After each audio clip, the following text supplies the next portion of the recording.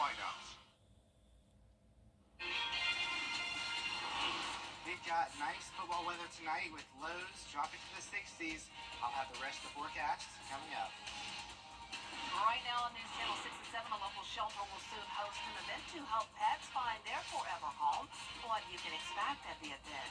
Also ahead, karaoke can contribute to better health. We'll tell you how. And we'll hear from the director of the Georgia Bureau of Investigation about his plans for the rest of the year. And your news at 7 starts now. Live from Television Park, this is WJBF News Channel 6 at 7.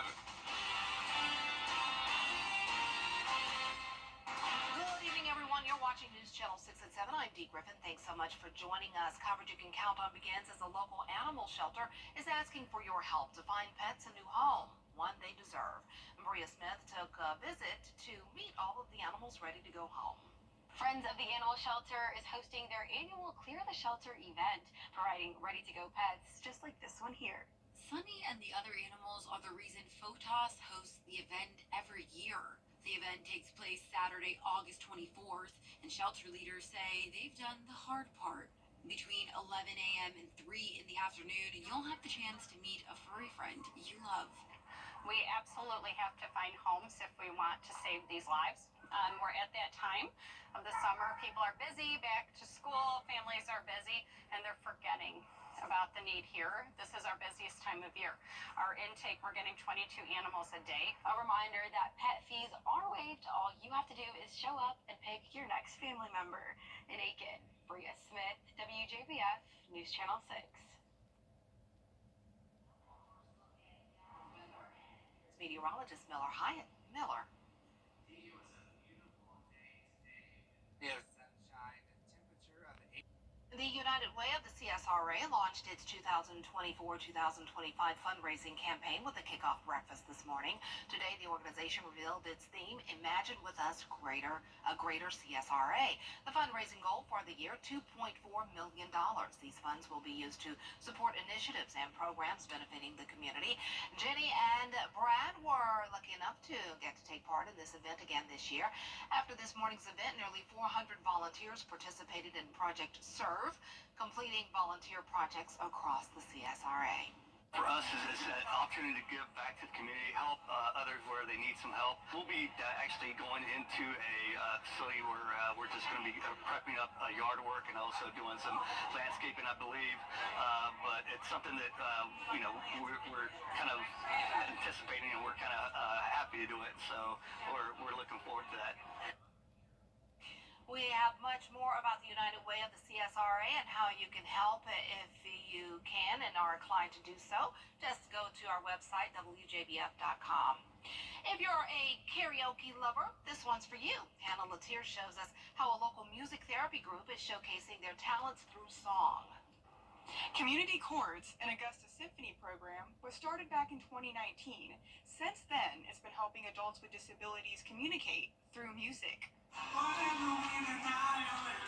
It partnered with the Tri-Development Center of Aiken County for its first karaoke showcase Friday. Each individual had different goals that we established together in our music therapy group, and then today is the product. Soloists and groups of singers performed their favorite songs for the crowd. Hits included Brick House by the Commodores, We Belong by Pat Benatar, Alone by Heart, gospel music, and Celebration by Kool and the Gang.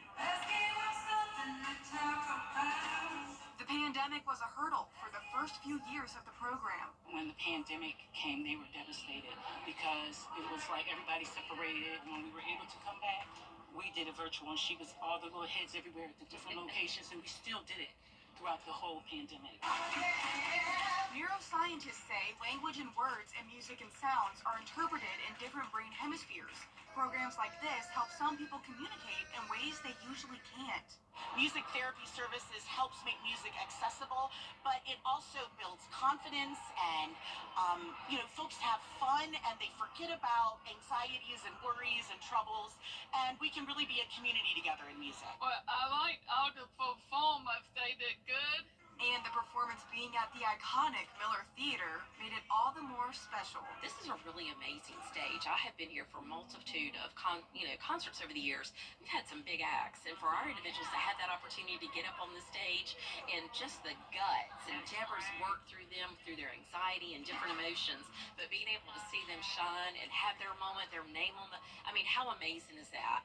And Community Chords plans on having more karaoke showcases in the future. To learn more about what they do, visit WJBF.com. In Augusta, Hana Latier, WJBF News Channel 6.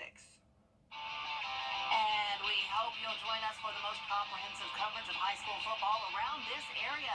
Kira Goldstein, Graham Lee, and Mike O'Neill take you to games around the CSRA for the best highlights and reaction to the biggest games. Football Friday night starts right here on WJBF at 11:35, just after News Channel 6 at 11.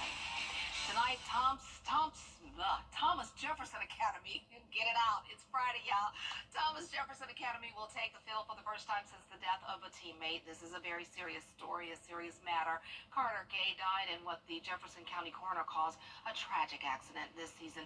His teammates will wear his number 53 on their helmets as a tribute. We'll have highlights from their first home game tonight against Windsor Academy on Football Friday night. We're wishing everybody the best and do it for your teammate. Well, coming up, independent candidate RN still ahead. The FDA has approved use for an updated COVID-19 vaccine. We'll have the details when coverage you can count on continues. Save a life with Call Bailey's today. Get the latest video in one click at WJBF.com. The WJBF Live Viper 6 Skyview Network is sponsored by Terry Lambert Hyundai. Low prices, big selection, and committed to quality customer service. Updated vaccines to protect against the latest strain of COVID-19 could be available as soon as next week. The FDA approving the mRNA vaccines from Pfizer-BioNTech and Moderna for anyone over the age of 6 months.